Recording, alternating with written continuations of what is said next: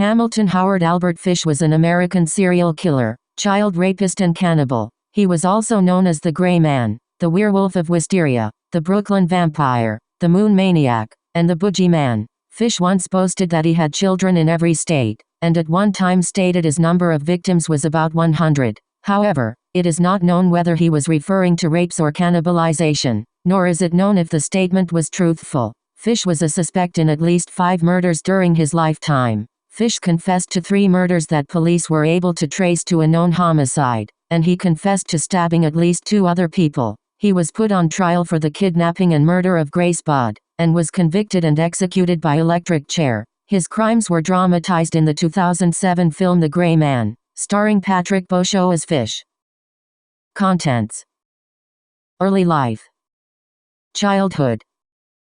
Albert Fish was born in Washington, D.C., on May 19, 1870, to Randall and Ellen Fish. Fish's father was American, of English ancestry, and his mother was Scots-Irish American. His father was 43 years older than his mother and 75 years old at the time of his birth. Fish was the youngest child and had 3 living siblings, Walter, Annie, and Edwin. He wished to be known as Albert after a dead sibling and to escape the nickname Ham and Eggs that he was given at an orphanage in which he spent much of his childhood.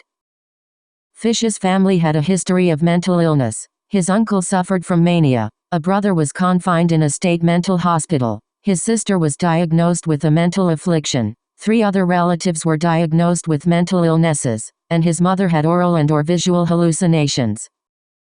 Fish's father Randall was a riverboat captain and, by 1870, a fertilizer manufacturer. The elder Fish died in 1875 at Washington's 6th Street station of a heart attack. The Congressional Cemetery records show that he died on October 16, 1875, and was buried on October 19, 1875, in grave R96/89. Fish's mother then put her son into St. John's Orphanage in Washington, where he was frequently abused. He began to enjoy the physical pain that the beatings brought. Of his time at the orphanage, Fish remarked, "I was there till I was nearly 9, and that's where I got started wrong. We were unmercifully whipped. I saw boys doing many things they should not have done."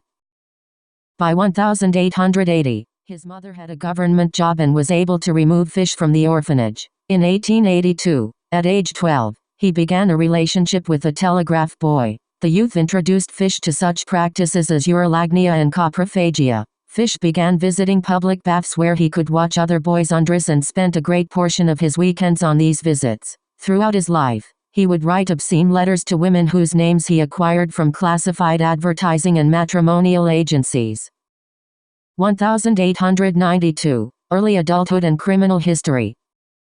By 1890, Fish arrived in New York City, and he said at that point he became a prostitute and began raping young boys. In 1898, his mother arranged a marriage for him with Anna Mary Hoffman, who was 9 years his junior. They had 6 children: Albert, Anna, Gertrude, Eugene, John, and Henry Fish. Throughout 1898, he worked as a house painter. He said he continued molesting children, mostly boys younger than age 6. He later recounted an incident in which a male lover took him to a waxworks museum, where Fish was fascinated by a bisection of a penis. After that, he became obsessed with sexual mutilation. In 1903, he was arrested for grand larceny and was sentenced to incarceration in Sing Sing.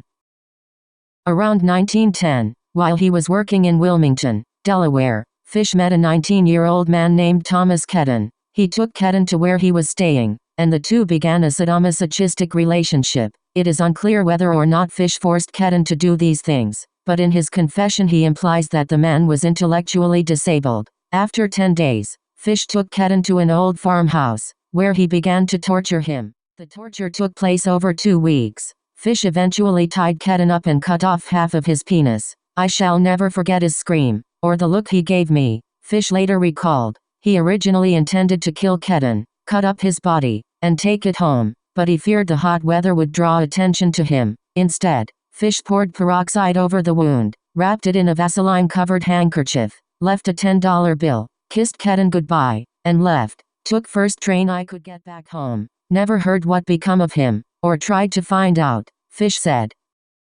In January 1917, Fish's wife left him for John Straub, a handyman who boarded with the Fish family. Fish then had to raise his children as a single parent. After his arrest, Fish told a newspaper that when his wife left him, she took nearly every possession the family owned. He began to have auditory hallucinations. He once wrapped himself in a carpet, saying that he was following the instructions of John the Apostle. It was about this time that Fish began to indulge in self-harm. He would embed needles into his groin and abdomen. After his arrest, X-rays revealed that Fish had at least 29 needles lodged in his pelvic region. He also hit himself repeatedly with a nail-studded paddle and inserted wool doused with lighter fluid into his anus and set it alight. While he was never thought to have physically attacked or abused his children, he did encourage them and their friends to paddle his buttocks with the same nail-studded paddle he used to abuse himself. He soon developed a growing obsession with cannibalism, often preparing himself a dinner consisting solely of raw meat and sometimes serving it to his children. 1919-2. Escalation.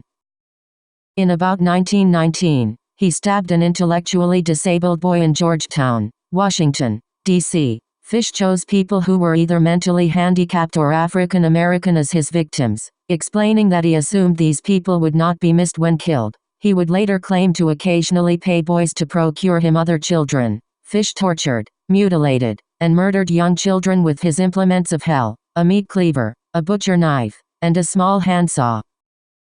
On July 11, 1924, Fish found 8-year-old Beatrice Keel playing alone on her parents' Staten Island farm. He offered her money to come and help him look for rhubarb. She was about to leave the farm when her mother chased Fish away. Fish left but returned later to the Keel's barn, where he tried to sleep but was discovered by Hans Keel and forced to leave. During 1924, the 54-year-old Fish, suffering from psychosis, felt that God was commanding him to torture and sexually mutilate children.